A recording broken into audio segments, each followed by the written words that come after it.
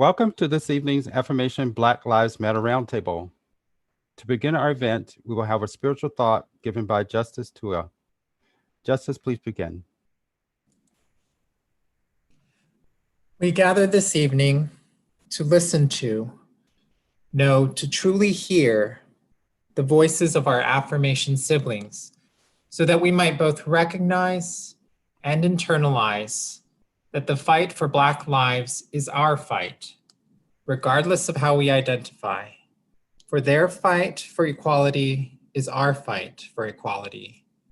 Their fight for equal justice is our fight, and their liberation will be our liberation. As we prepare to hear from the facilitators of this evening's discussion, I invite you to settle into your space, wherever that may be. Take a few deep breaths, both in and out, in and out. And as you do so, hear these words of prayer, which come to us from Audette Fulbright Fulson. Did you rise this morning, broken and hungover, with weariness and pain and rage tattered from waving too long in a brutal wind? Get up, child.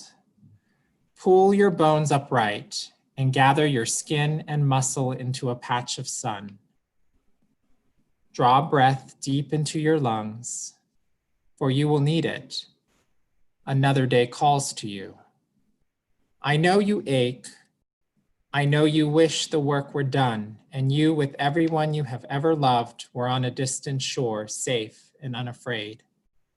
But remember this, tired as you are not alone. Here, and here, and here also, there are others weeping and rising and gathering their courage. You belong to them, and they to you. And together, we will break through and bend the arc of justice all the way down into our lives. May this be so. Blessed be, and amen. Justice, thank you for your spiritual thought. Next, we'll have a spiritual reading by Melissa Malcolm King. Melissa, please begin.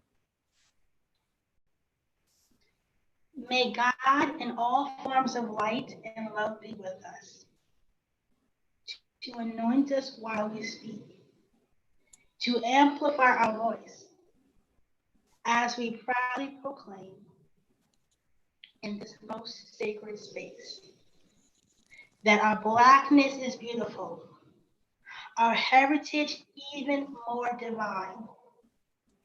We are all gathered here as queens, kings, and royal subjects of the highest, to break the chains of inequity that enslave us,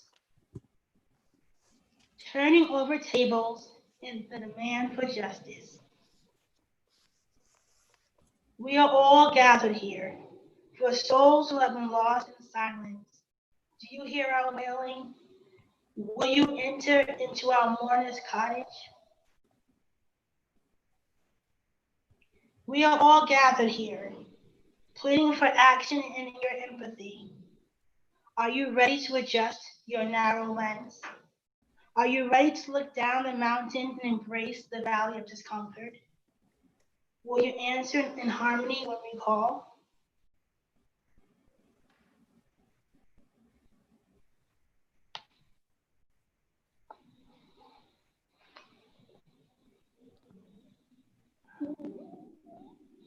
We are all gathered here in the fight for freedom, in the battle for life.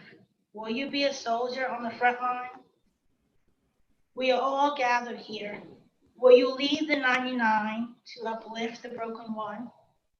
Are you ready to stop crossing the street as we stand broken and wounded by the wayside? Will you sit at the table of inequity and taste the bitter herbs of injustice? We are all gathered here for a moment in time to open our hearts, For we can no longer ignore the cries of the broken, the anguish of those pleading for a change. We are all gathered here as divine beings on a consecrated mission. Will you accept the call?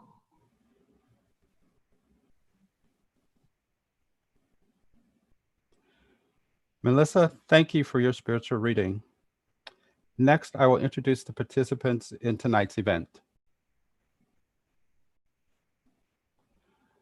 Fred Bowers. Fred Bowers is a social equity and justice activist, influencer, writer, and social pioneer within the Latter-day Saint, Black, and LGBTQ communities. Fred works to disseminate knowledge about the intersection of these communities through his work in Affirmation's LGBT People of Color and Allies Facebook groups. Fred served as Affirmation 2012 conference chairperson and won the Affirmation Mortensen Award the same year. He is the founder of Affirmation's LGBT People of Color and Allies and Affirmation Pioneers, formerly Prime 50 Ages 50 Plus Facebook groups. He served on Affirmation boards of directors from 2011 to 2017, and he served in leadership roles in Big Four consulting firms, LGBTQ business resource groups. He's also served on Out and Equals Workplace Advocates People of Color Advisory Committee.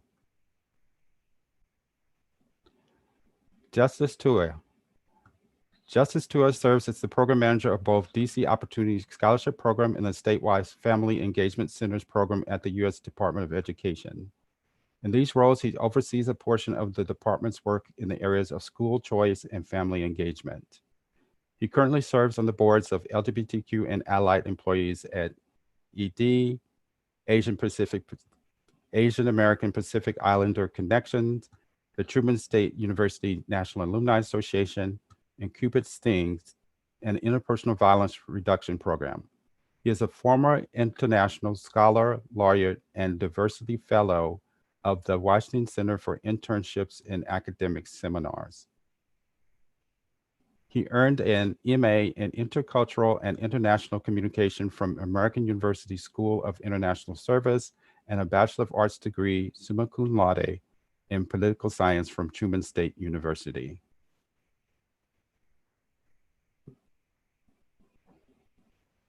Melissa Malcolm King. Melissa Malcolm King is an inspiring writer whose current projects include a monthly exhibition for Exponent magazine, content coordinator for the Affirmation Chicago chapter, and Curl Connection, a natural hair care social media group. As a queer person of color, Melissa is an advocate for LGBTQ rights and is on various planning and leadership boards throughout the continental United States. In addition, Melissa has a not-for-profit entitled Project BE SAFE Bridging the Education of Safety Awareness and Female Empowerment. Project BE SAFE mission is twofold. First, providing resources and an outlet for escape for women surviving domestic violence. Second, to empower women and other marginalized groups to climb out of despair and into a place of hope. Melissa is a special education teacher and supports inclusion in the community as an active member of the Disability Rights Activist Coalition, DRAC. As a native Long Islander and a new contributor to Intervision magazine, Melissa is excited to embark on this next adventure in her writing career.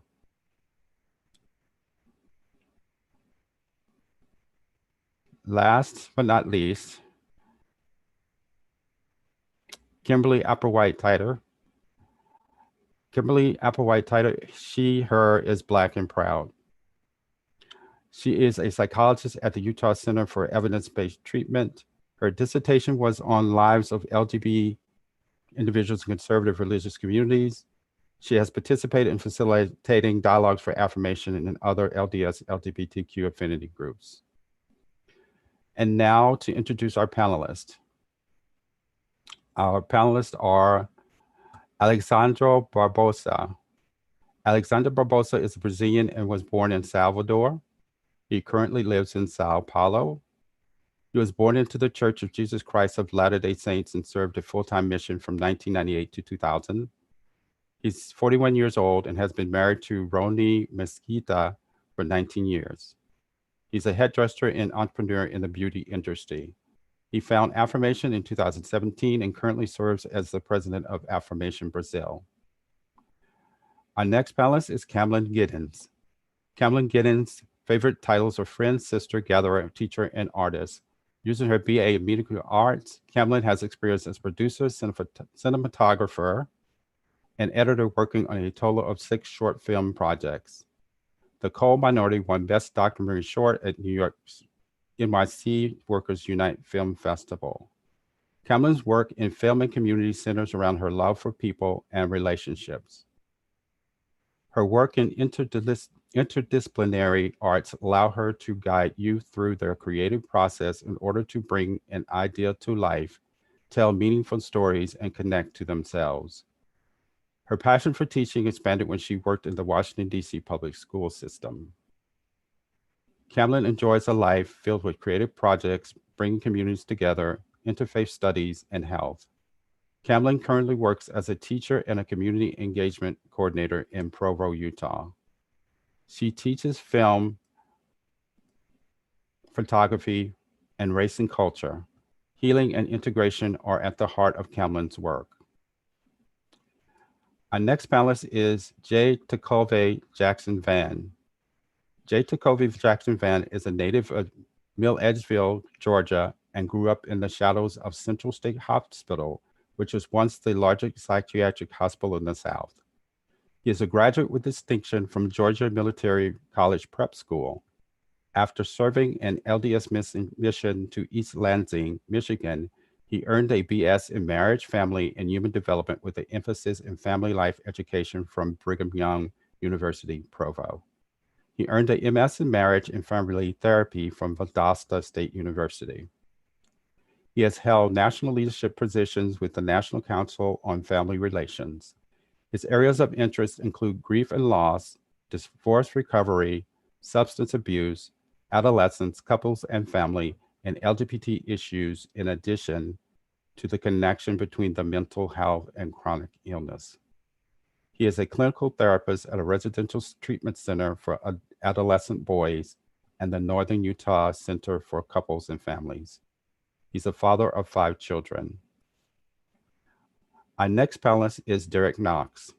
Derek Knox is a biblical scholar, theologian, and educator hailing from Texas, now living in the Boston area. His research interests involve grounding LGBTQIA+ theology and activism in the scriptures and the intersectional relationship of all social and moral justices. He joined the LDS Church in 2015 after starting a master's degree in biblical studies at Andover Newton Theological School and has quickly become one of the most respected queer biblical scholars in the church. Derek is also a member of the Society of Biblical Literature, where he has presented his research. Our next panelist is John Rodriguez. John Rodriguez is originally from the Dominican Republic and lives now in Seattle, Washington. John is the founder of the Affirmation Dominican Republic chapter.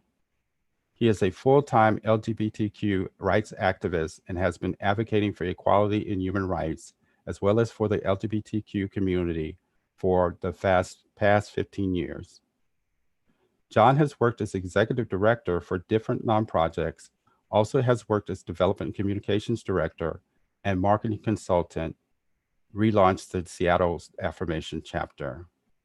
He currently serves as remote executive director for It Gets Better Dominican Republic chapter and co-chairs a committee as a mental health provider for a health program managed by King County, serving the King, Snohomish, and the Island region in Washington.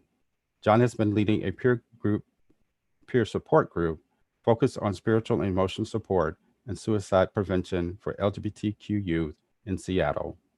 John also serves as co-chair for the Seattle LGBTQ Commission.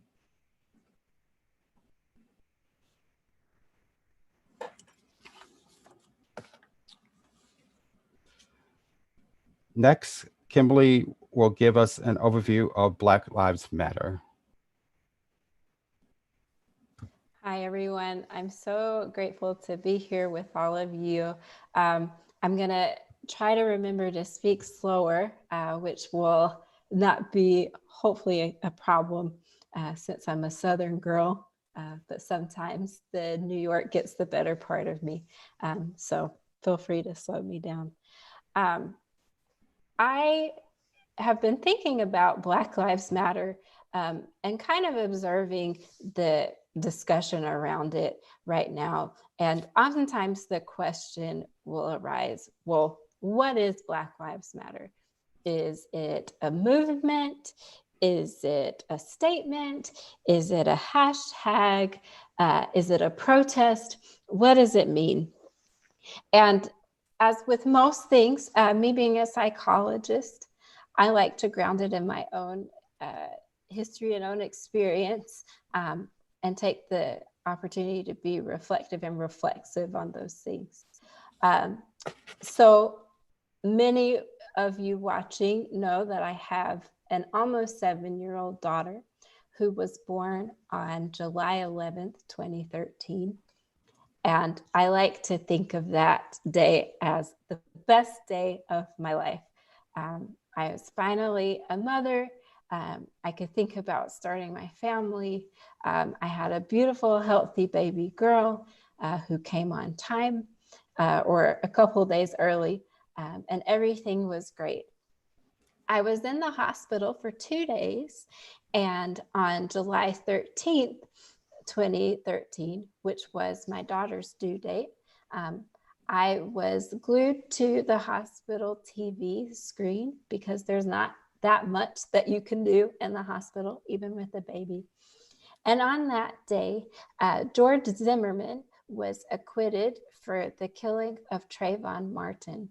If people here do not remember Trayvon Martin was the teen who was accosted by George Zimmerman and had a hoodie on, and George Zimmerman shot Trayvon Martin in self-defense due to the laws that they were in the state that they were living in.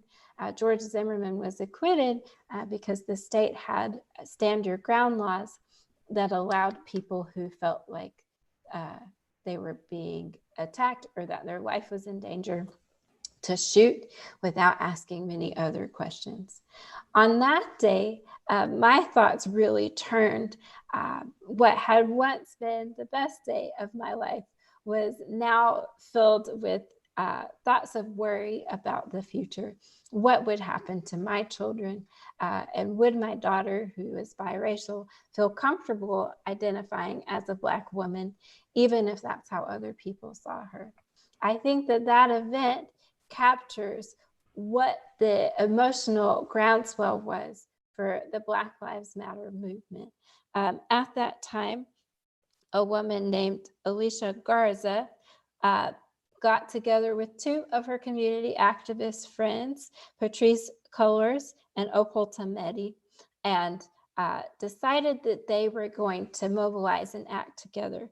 Garza made a Facebook post called A Love Note to Black People. And in the letter, she talks about very similar things to what I have already mentioned to you, how the killing of Trayvon Martin, the murder of Trayvon Martin, raised questions about what it meant to be a Black person living in today's society, and how we want to rise above the systems of systemic racism and oppression that still continue to exist in the country, such that a grown man could see a threat in a teenage boy. She ended her post with the statement, Black Lives Matter. One of her friends then made it into a hashtag, and then the movement took off from there.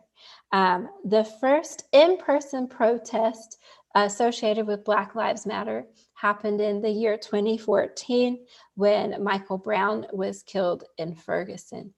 This also is associated with the time that many people associated Black Lives Matter with police brutality, because the Michael Brown killing involved the shooting by police.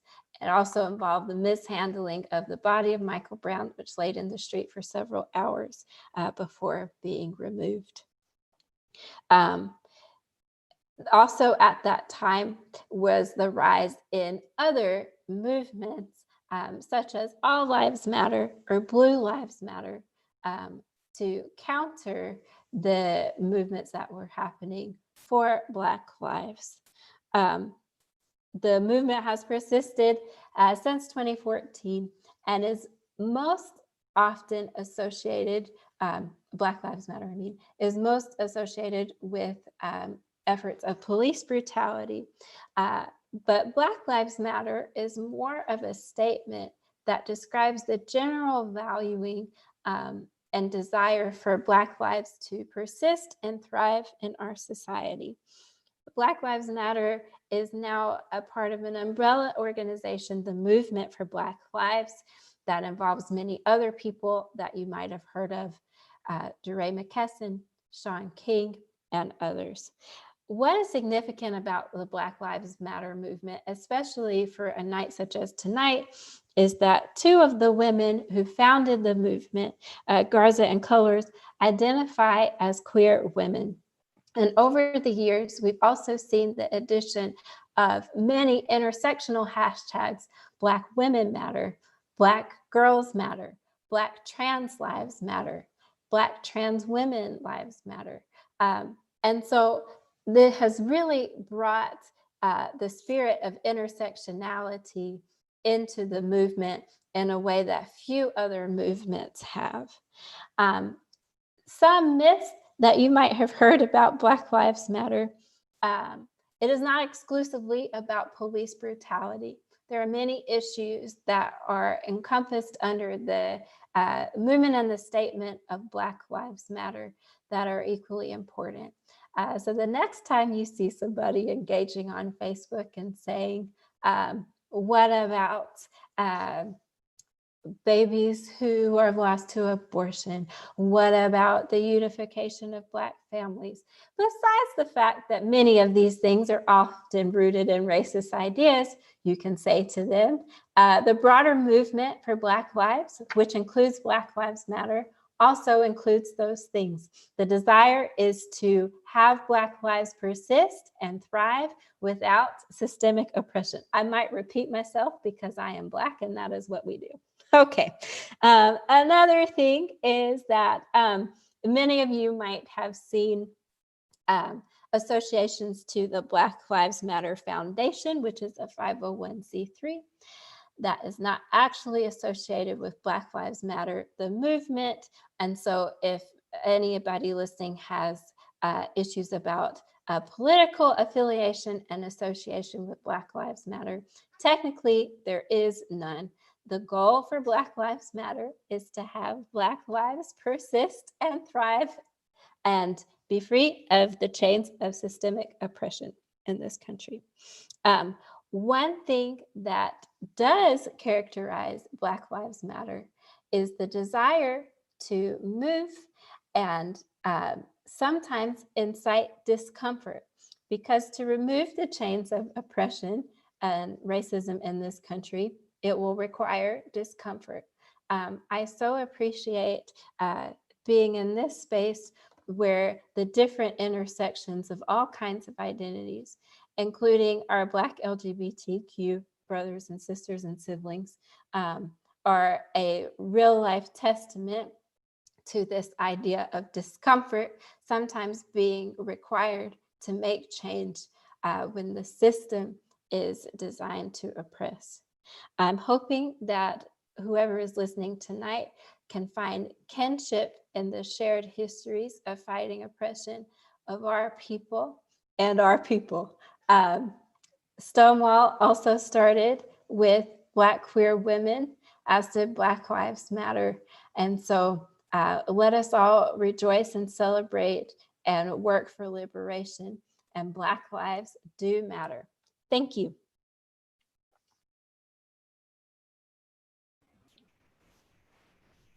Kimberly, Thank you for sharing an overview of Black Lives Matter with us. Next, we'll have a discussion with our panelists about equality, justice, liberation, and community with an intersectional framework of elements from the Black Lives Matter, What We Believe statement. The Black LGBT community and the LTS community will also be discussed. And we will ask each panelist a question related to a statement from the Black Lives Matter, What We Believe statement. Our first panelist is Alexandro Barbosa. Alexandro.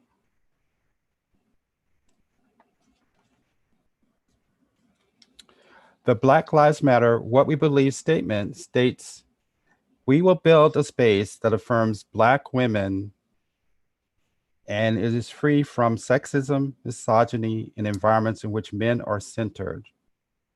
In your opinion, how might this align with the spirit of equality, the Black LGBT community, and the LDS community?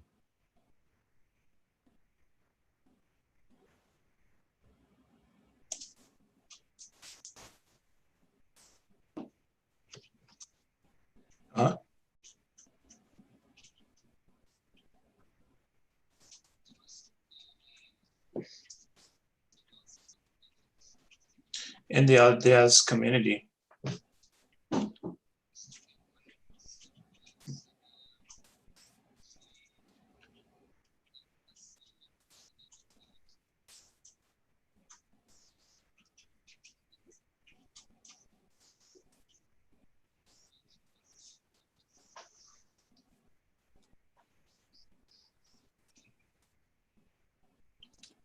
Repete para mim, por favor. Vamos lá. Eu comecei a parte do, quando você falou na comunidade Mormon. Vamos fazer em blocos, que aí fica mais fácil traduzir.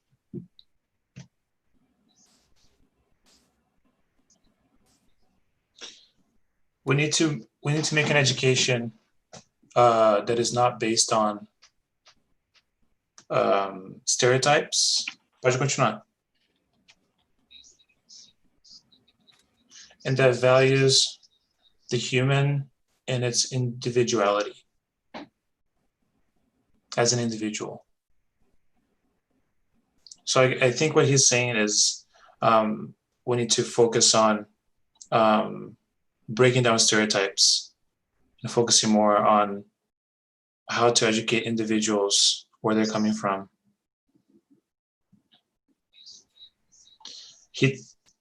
I also think that without education, we will not be able to reach gender equality.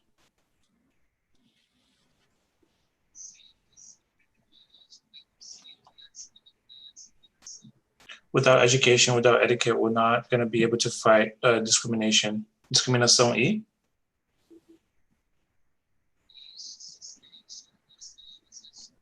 And this, it's both concerning words and also actions in the way that we speak and also the way that we act.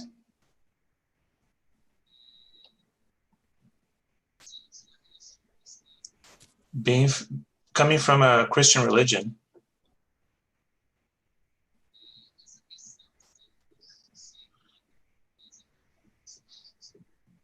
the prejudice against minorities has always been an issue since the beginning.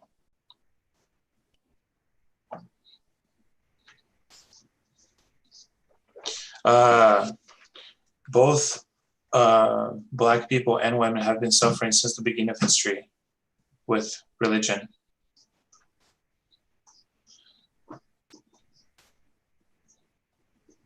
Even though we have conquered our spaces and our place, there's still a lot to be changed.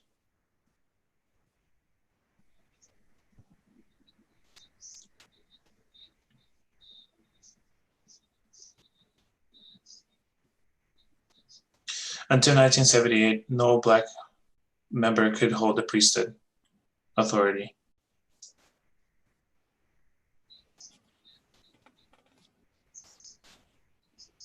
And to this day, no woman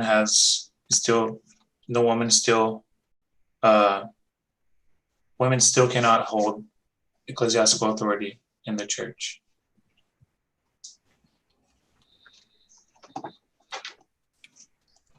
We're living in a time of evolution, but a lot of things still have to be changed. The fight must go on.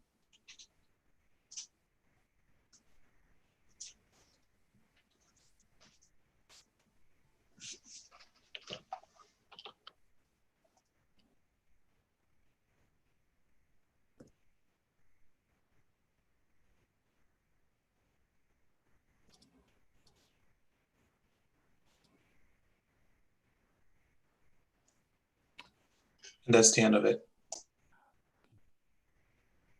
Great. Thank you very much. Alejandro, thank you for your response. Our next panelist is Camlin Giddens. Camlin, the Black Lives Matter What We Believe statement states, quote, "We make space for transgender brothers and sisters to participate and lead." It also says, "We are self-reflective, reflexive, and do the work required to dismantle cisgender privilege and uplift Black trans folk, especially Black trans women who continue to be disproportionately impacted by trans antagonistic, violence." In your opinion, how might this align with the spirit of justice, the Black LGBT community, and the LDS community? Thank you, Fred. And I first want to express gratitude for being here. And I am so grateful and mindful of my non-English speaking siblings who are here. Thank you for being here, all of you. English or not speaking, it's fine. I love that this statement begins with declaring we will be self-reflexive. That is an important component of justice to me and equity. Part of maintaining justice and equity is about being reflexive. And so I want to start by just throwing a couple of reflexive questions out there for digestion later. Some of those questions are, as a community, why would we not offer leadership and voice to our transgender siblings? As a community, why would we not want to uplift Black trans folk? If something in this statement that Fred just read causes some sort of uncomfortable reaction in me, what does that mean? If I am uncomfortable with this, what does that mean?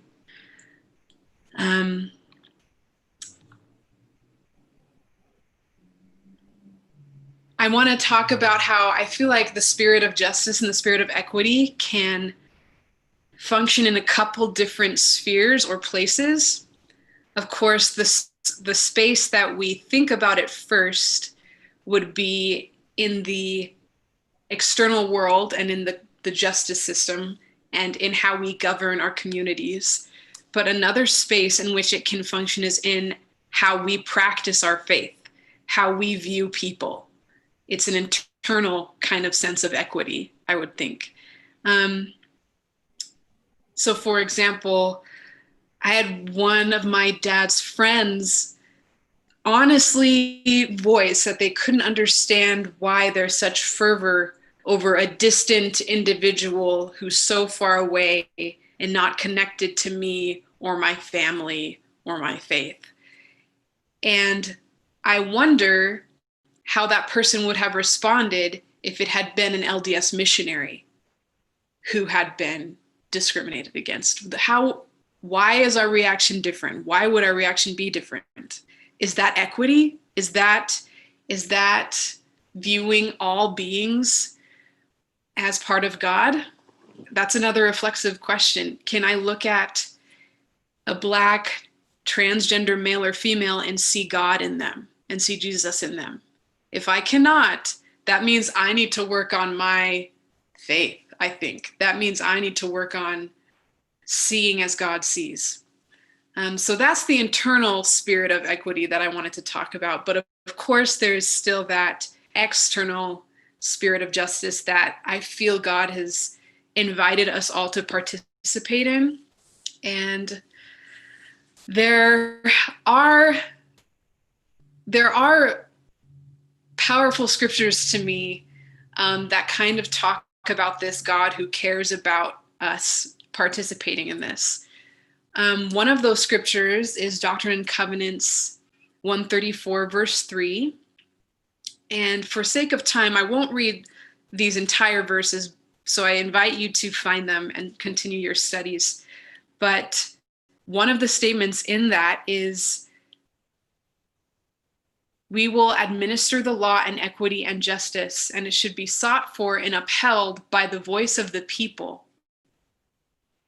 And so that scripture, and there's so much more there, it invites the people to hold their officials responsible, to keep an eye on them, to be part of this job to uphold this equity. Another scripture that I invite us to study is in Ether 8 in the Book of Mormon. That whole chapter, wow. I will just say that there's a verse 25 where it says, for it cometh to pass that whoso buildeth it, what being secret combinations, I think any kind of government that does not function by this spirit of equity, that we seek to overthrow this. And the reason is because the freedom of all lands, nations, and countries is dependent on it. This brings to pass the destruction of all people when we allow governments like this to continue to function in the ways that they do, oppressing God's saints. And the last scripture that I will share, and then I will hopefully quickly move on to the other items. But I wanted to share like Doctrine and Covenants, again, going back to Doctrine and Covenants, the Pearl of Great Price, section 87. And this to me comes back to how this aligns with the LDS community as well. Because I feel like sometimes in our community, we think that our neighbor or our work is mostly among the saints. I don't know. I don't know. It seems like that. But the question is, well, who are the saints? Who does this involve? And what's beautiful in that section 87 is that it's a place where God is talking to Joseph Smith about the Civil War before it happens. And he talks about the wars that are about to unfold. And he says that a lot of these things are coming to pass, and that God is going to be involved in it so that the cries of the saints will no longer come upon him, and that the blood of his saints will no longer be shed. And when I read that verse, I did a double take, because I'm like, wait, what saints is God talking about here? Because there's not a church established in South Carolina where God was saying that this was happening. God was specifically referring to slaves who did not have a temple recommend, who did not have these covenants, who were simply God's children suffering and crying out to him. And I feel that that title can apply to so many more individuals than we believe it does. So in full equity, I think we should see this in all beings. So I want to wrap up with some words of other Black transgender individuals, and be sure that I cover how this aligns with the Black LGBTQ plus community. This aligns and is so important because what we're really trying to do here is listen to the most oppressed voice. Well, I don't even want to say most oppressed, because I don't want to compare oppression, but there is inequity sometimes when reactions are, yes, let's protect this Black life, but not this one because they're queer. That's not justice. That's not equity at all. We still have work to do if that's what's happening. And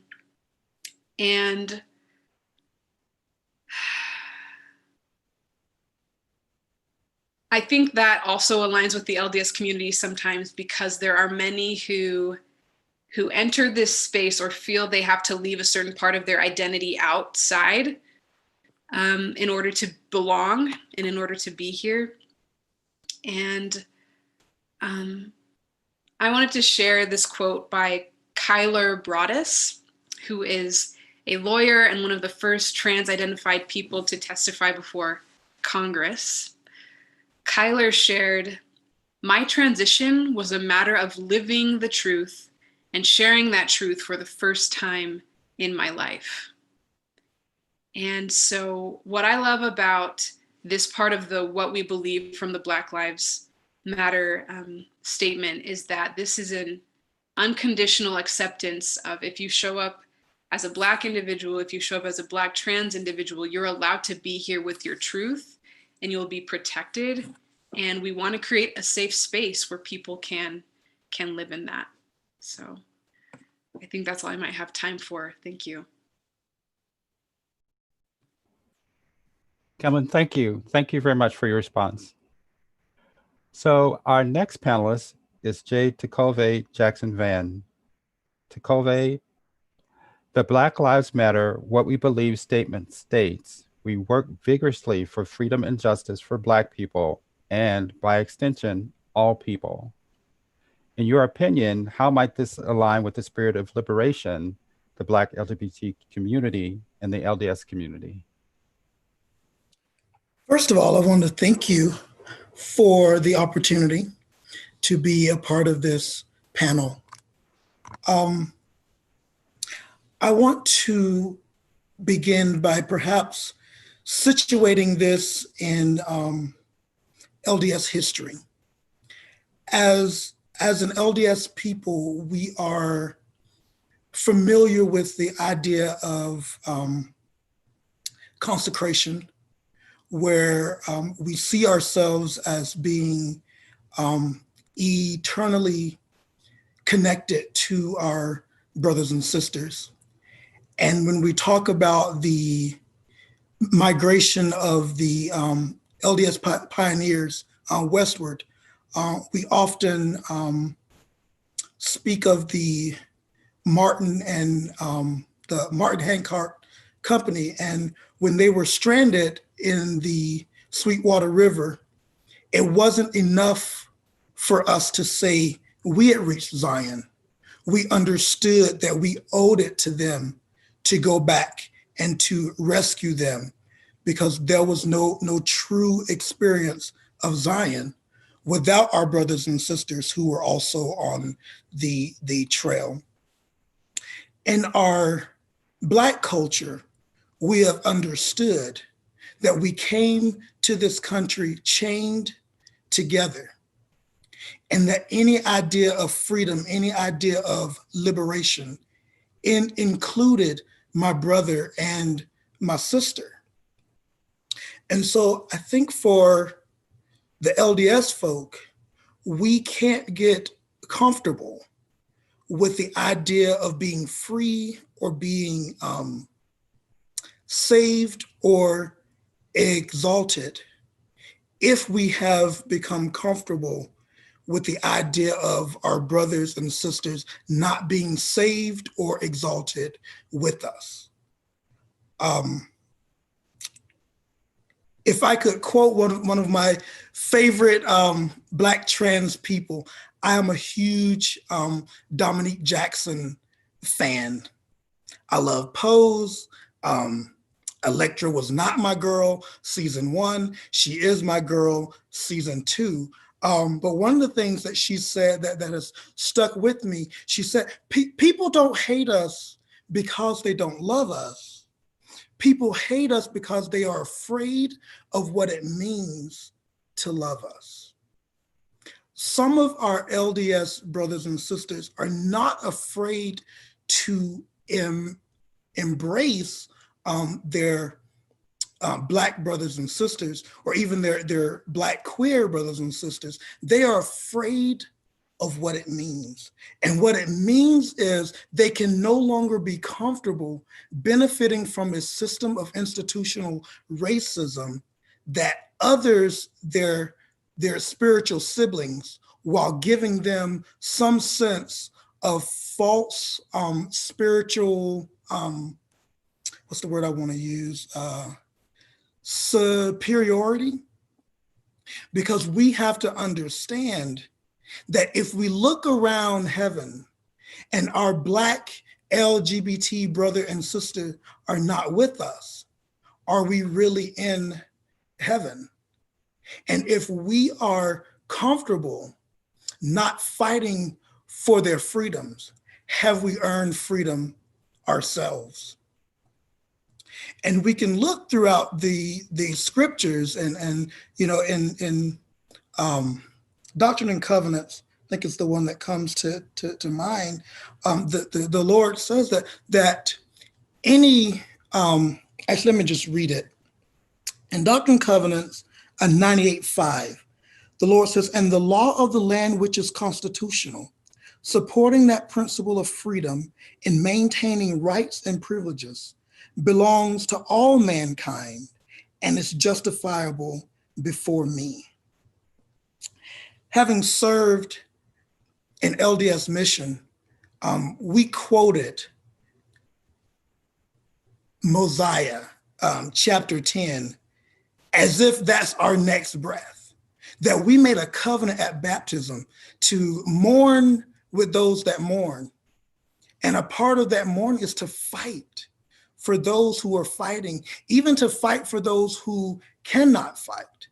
And so if we find ourselves safely on the covenant path, but that path has restrictions for our brothers and sisters, we owe it to them to raise our voice and say, is this truly the covenant path if it includes a restriction or a discrimination against our brother and sister? One of the things that I think we fail to understand is this. At the heart of every movement for civil rights in this country, particularly, there was a presence of our Black brothers and sisters, and particularly our LGBT brothers and sisters. We love pride. We love to party. We love to have the parades. But do we take a step back and understand that at the very core of pride, which we just celebrated last month, was the struggle for liberation and freedom of our trans Black sisters. And I feel like as Mormon folk, and I think that's the term that we're using this year, Mormon folk, LDS folk, members of the Church of Jesus Christ, we sometimes enjoy a very romanticized, white-splained version of history. And we have to go back and we have to look at, I mean, even, you know, so with the fight for LGBT freedom, our Black brothers and sisters was there. And if we take a very honest look at church history, Black people were in the church at the beginning.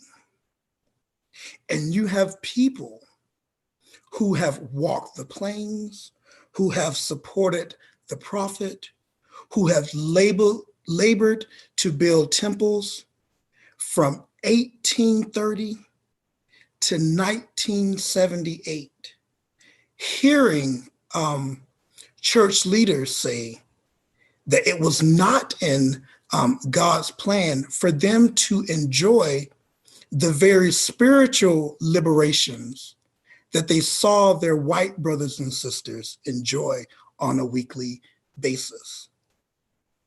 And so when we look at the Black Lives Matter statement, and when we say we believe in being vigorously fighting for the freedom and liberation of Black people and therefore all people, If there was ever a group of individuals who should understand that, it should be members of the Church of Jesus Christ of Latter-day Saints, because it is in our doctrine, it is in our culture, and it is the bedrock of every covenant that we make. It is not enough for us to be saved ourselves, but we must also work for the salvation of our brothers and sisters.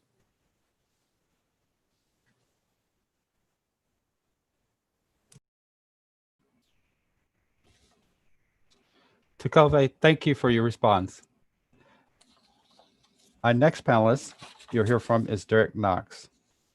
Derek, the Black Lives Matter, What We Believe statement states, we see ourselves as part of the global Black family, and we are aware of the different ways we are impacted or privileged as Black people who exist in different parts of the world. In your opinion, how might this align with the spirit of community, the Black LGBT community, and the LDS community?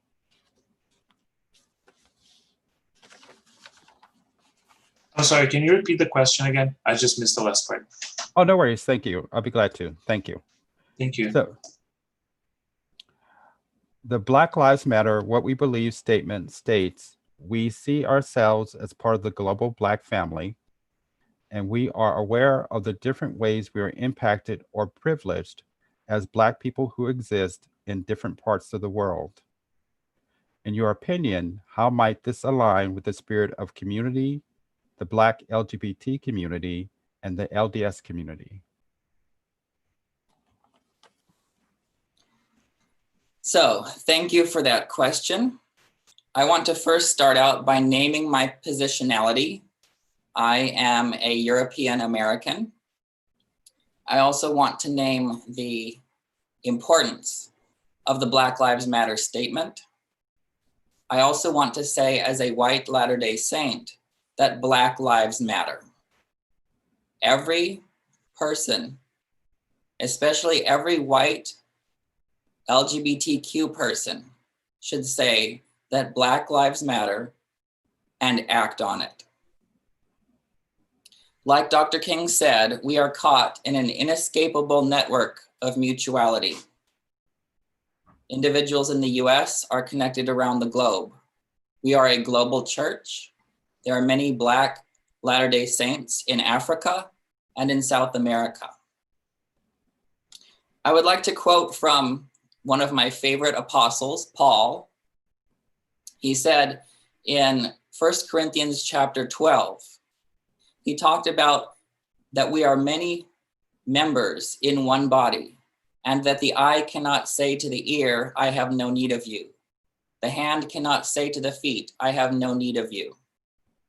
And 1 Corinthians 12, verse 26 says, and whether one member suffer, all the members suffer with it. Or one member be honored, all the members rejoice with it.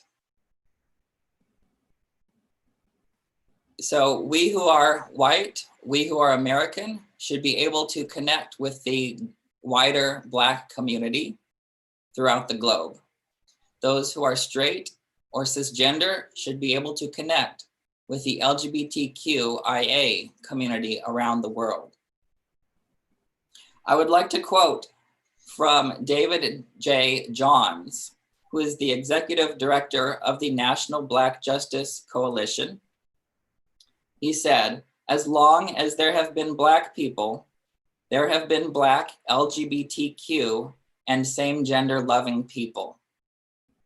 Racism, combined with the forces of stigma, phobia, discrimination, and bias associated with gender and sexuality, have too often erased the contributions of members of our community.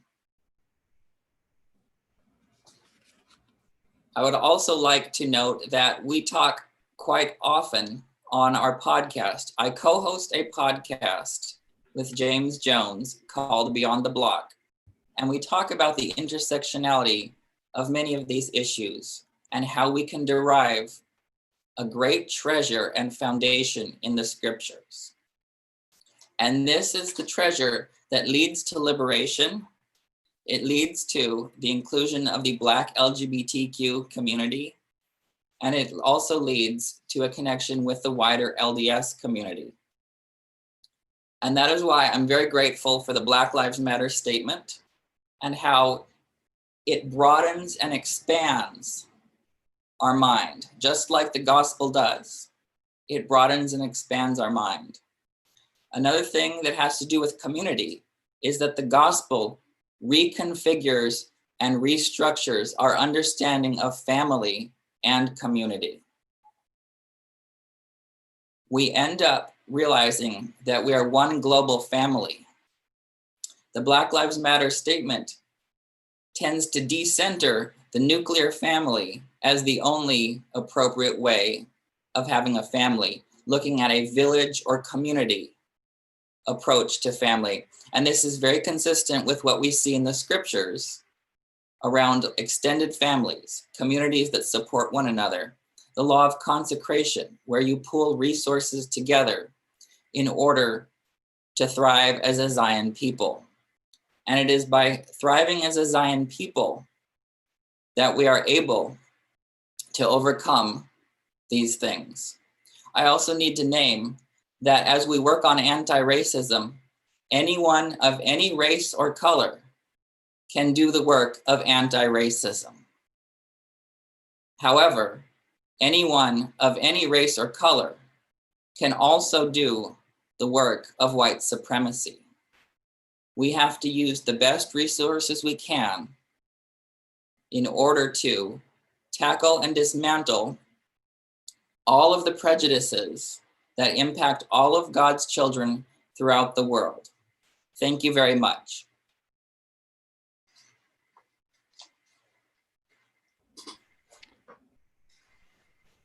Derek, thank you again. I appreciate it. Thank you. Thank you for your response. So our next panelist is John Rodriguez. So John, the Black Lives Matter What We Believe statement states, we are guided by the fact that all Black lives matter, regardless of actual or perceived sexual identity, gender expression, economic status, ability, disability, religious beliefs or disbeliefs, immigration status, or location.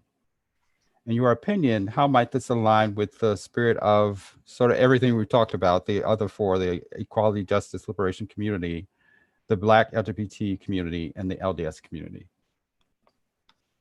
Yes, first, I'd like to thank Affirmation for inviting me to this roundtable. And as a panelist, I'm honored. And especially for paneling about this topic. And now we're talking about Black Lives Matter statements. And especially like to point out your question with by reading some articles that I like to read as part of the Universal Declaration of Human Rights. But then before I do that, I would like to share that going back to before that Universal Declaration of Human Rights, 1948, before that, the world and everything happened in Europe, in France, the world was regulated by religion, basically. Everything was not just regulated, but also somehow influenced, politically, socially, and culturally. Now, I really, as a spiritual person, as I identify myself, I do believe that it was a blessing that we do have the Universal Declaration of Human Rights. And not just one nation, but many, many hundreds of nations gathered together to stand by and promote rights. In 1963, after the Declaration was given, and basically as world bylaws on human rights, they gathered for a proclamation. And when we mention the word proclamation, that sounds, for some of us, might sound like, there's a proclamation here that someone is, or that the church is given on defining what a family is, or what this is and what that is. But then going back to the United Nations and why was important, and even after writing the articles of this Universal Declaration of Human Rights, they needed to gather again, okay, in 1963, in November. And they wrote what is called basically the Human Rights Proclamation, Declaration of Elimination of all forms of racial discrimination.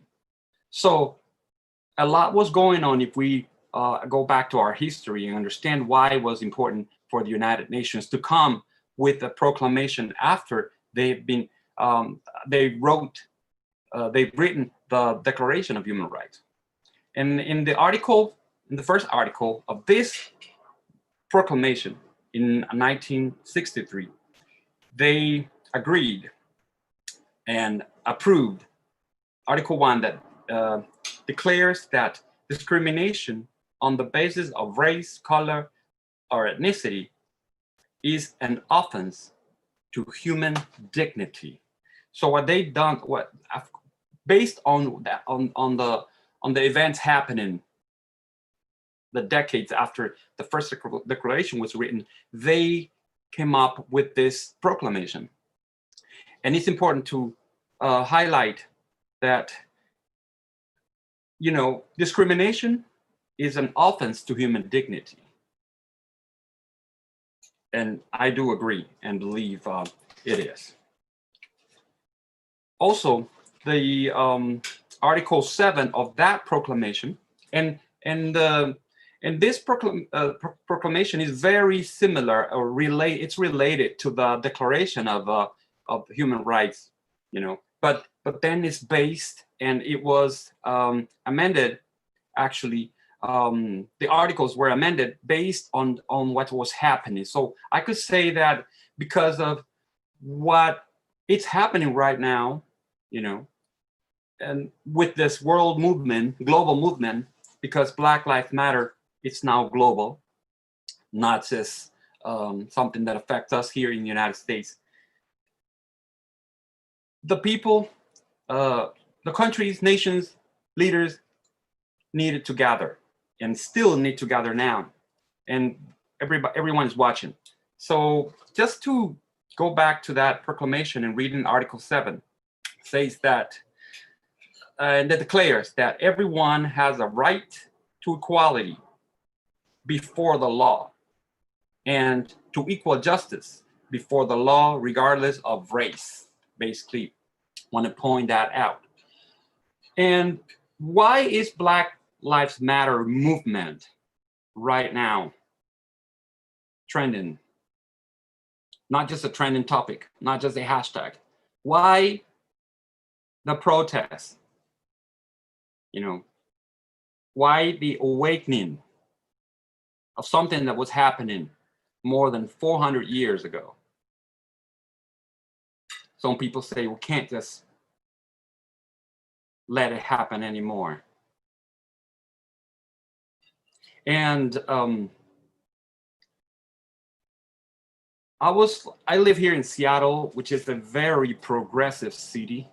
Just today, 2 blocks from where I live, the mayor and the police just actually dispersed everyone in the right now globally worldwide known CHAZ, or now SHOP, the Occupied Autonomous Zone, by Black Lives Matter. We're talking about more than 6 blocks of the Capitol Hill, the LGBTQ district here in the city, that was controlled for over 3 weeks by Black Lives Matter and by the queer LGBTIQ plus movement, because they go hand in hand here.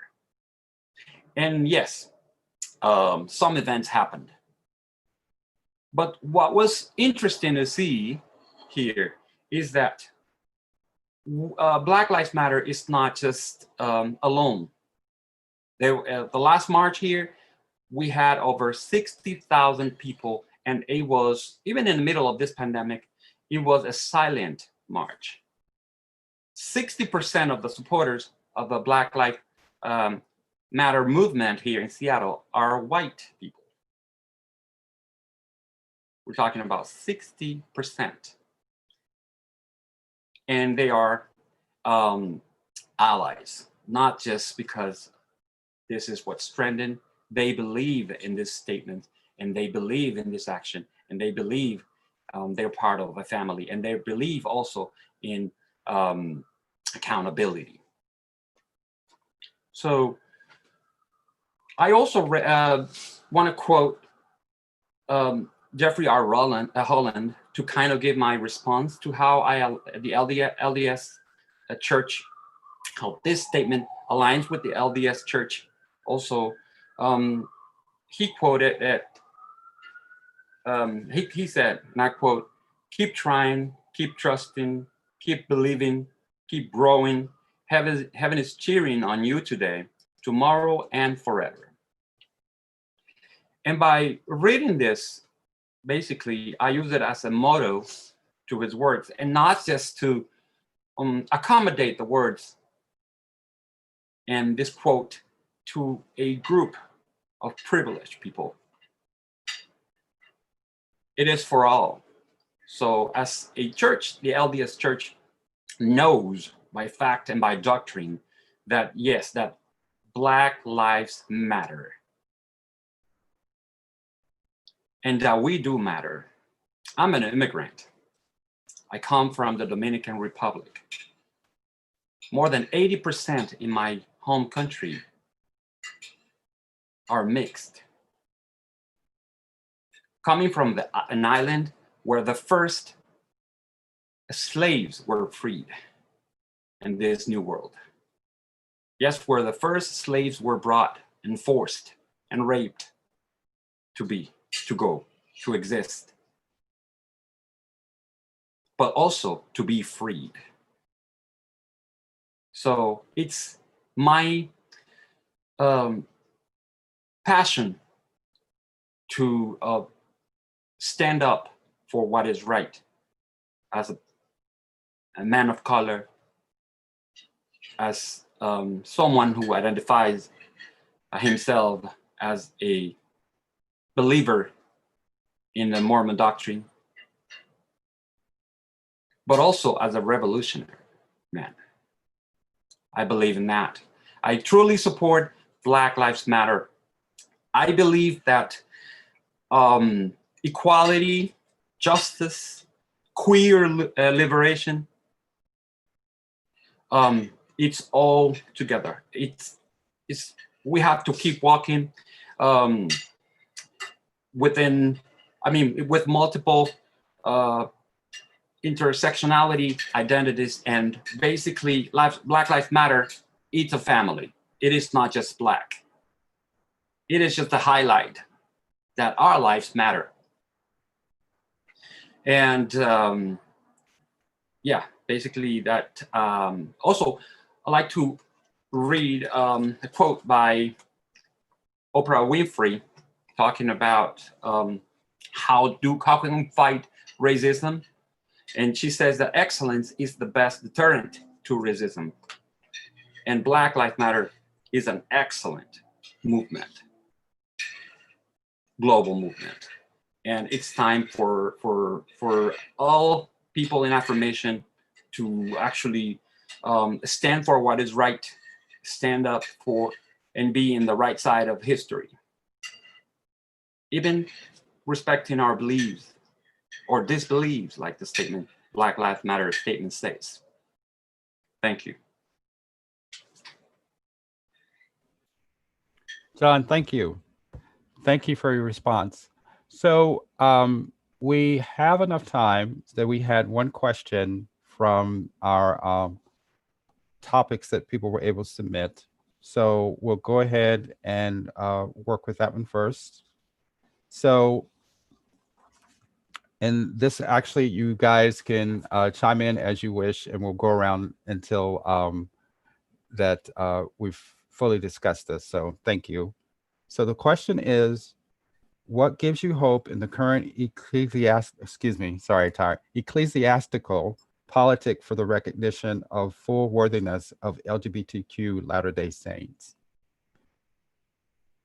So if anybody would like to start, please do.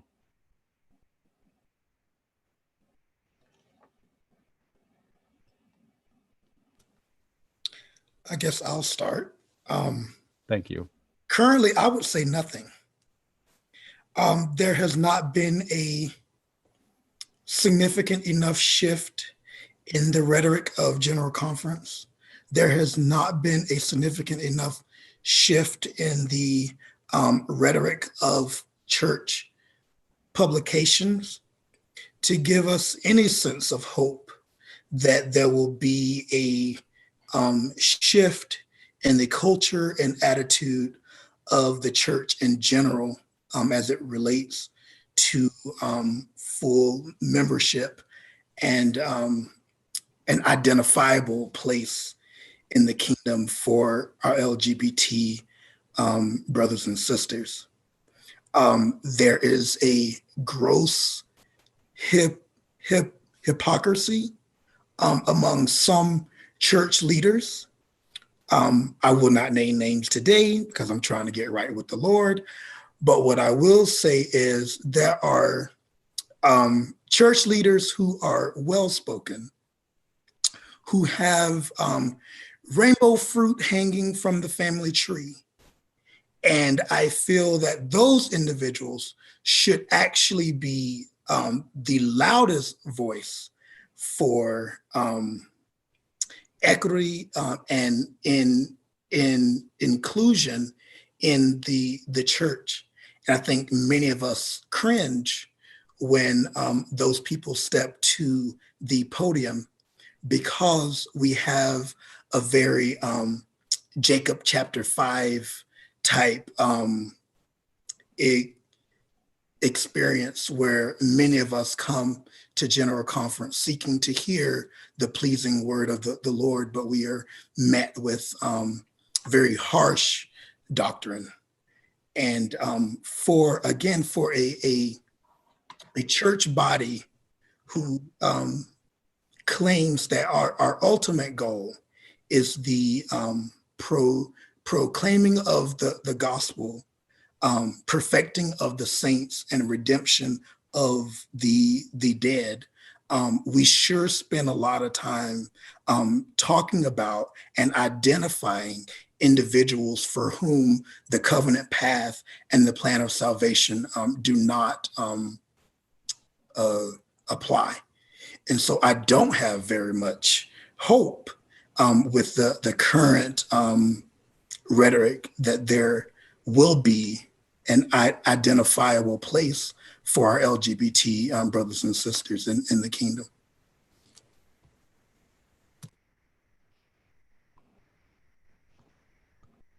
Thank you. Let's see. Alex wants to speak.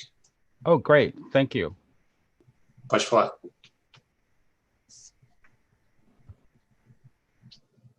We have to understand that the issue of when the church is gonna change is we need to go back to the past in our history.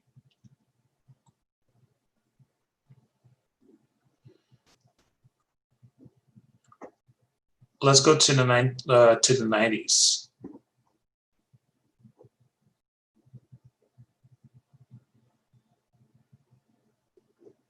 When the U.S. government demanded the church to stop with the plural marriages.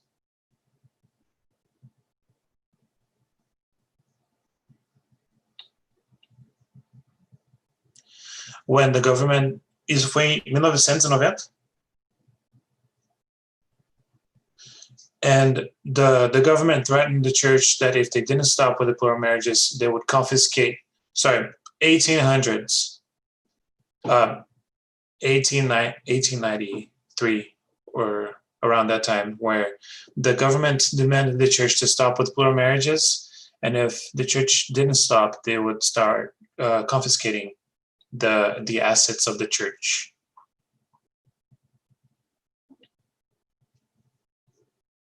The church saw itself cornered to stop with plural marriages. At the time, Wilford Woodruff was the president of the church.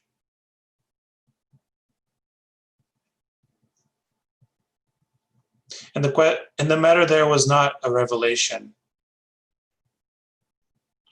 but it was financial. And then there was a change. 1978,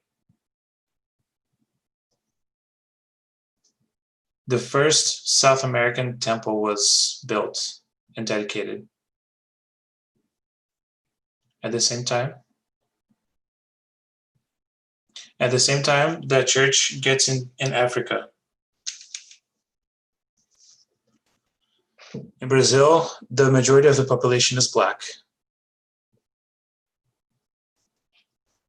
The church needed full tithe payers. And people in the priesthood, people with the priesthood to work in the temples. And again comes the revelation of the priesthood for the Black members. And again, we see ourselves in a financial situation.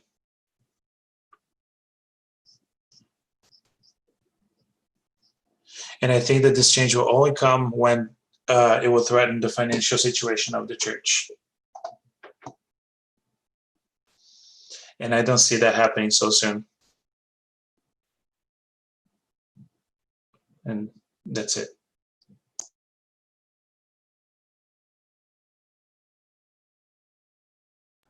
Okay, thank you. Thank you very much.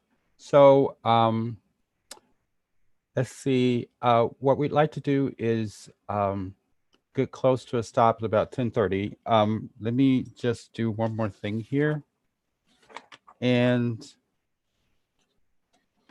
I will ask all of you one more question.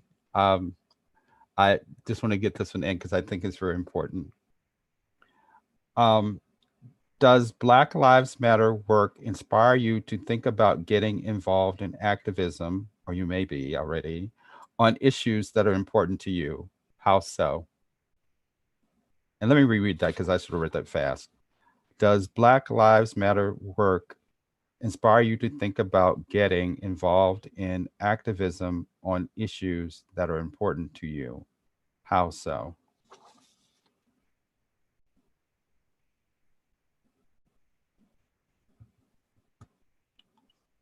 Okay. All right. Well, I like go ahead. Yeah, thank you. I'd like to add and respond to that question. Myself, I've been an activist and been advocating for equality and human rights for the last 15 years. But then it was the recent years by living here in the States that I got motivated to join the Black Lives Matter movement, and also not just as a member, but as well as a community builder. By seeing how, because living in an island in the Caribbean, where it's an island and you know, we do have our problems, but then coming to America and seeing social injustice here such a big way was kind of, for me, very like special. I mean, it was like special to me see these, not just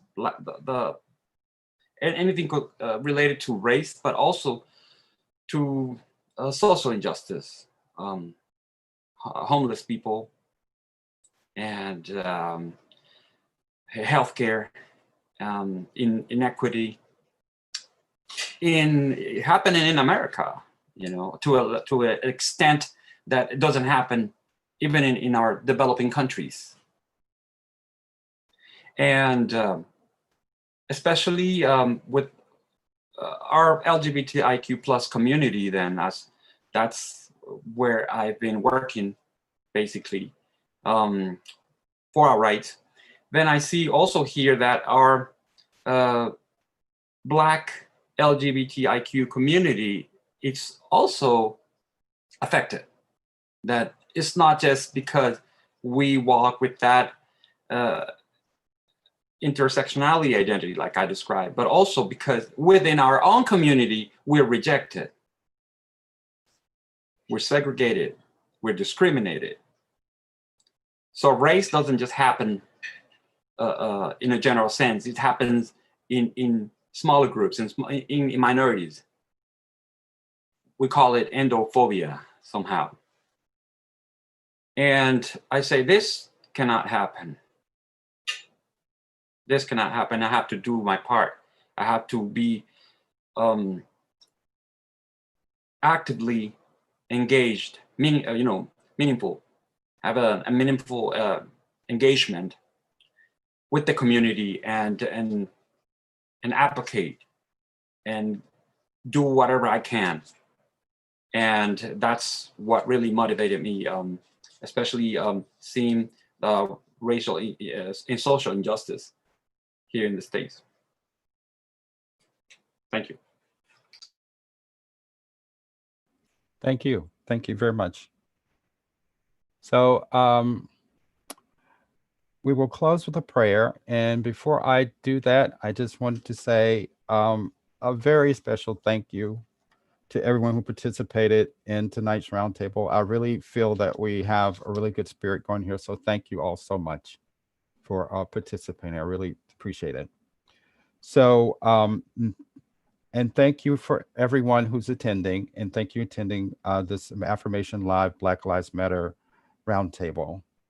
What we ask you to do is, if you're not currently part of it, but we want you to join, want you to continue the conversation in the LGBT Mormon People of Color and Allies Facebook group sponsored by Affirmation. So to do that, all you have to do is go to Affirmation online groups, People of Color, and then it has a link for you to join. So if you would do that, we appreciate it. What we plan to do is get some information for those who want to know more about Black Lives Matter.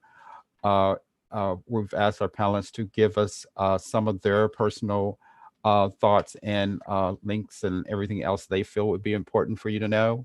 And so we'll put that out there and get you access to that. And with that said, I will give the closing prayer. So hold on just a second.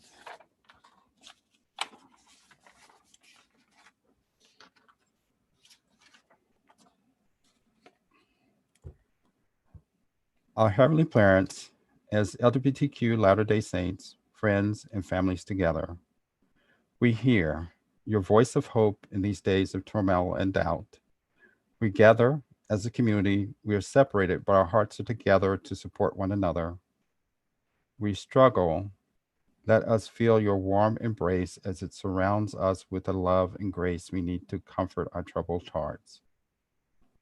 We help keep our shoulders to the wheel to move the world forward in caring for one another during the COVID-19 epidemic. We remember the souls of those for whom we are pursuing justice and request comfort for their families where their hearts and minds might have peace. We celebrate the recognition of our authentic selves by our families, allies, and communities. We magnify your call to love and serve one another with open hearts and bring joy to the world. We hear, gather, struggle, help, remember, celebrate, and magnify together as one. We give thanks for these things in Jesus Christ's name. Amen. So again, thanks everyone. Please have a good evening and enjoy the rest of your evening. Thank you. Thank you.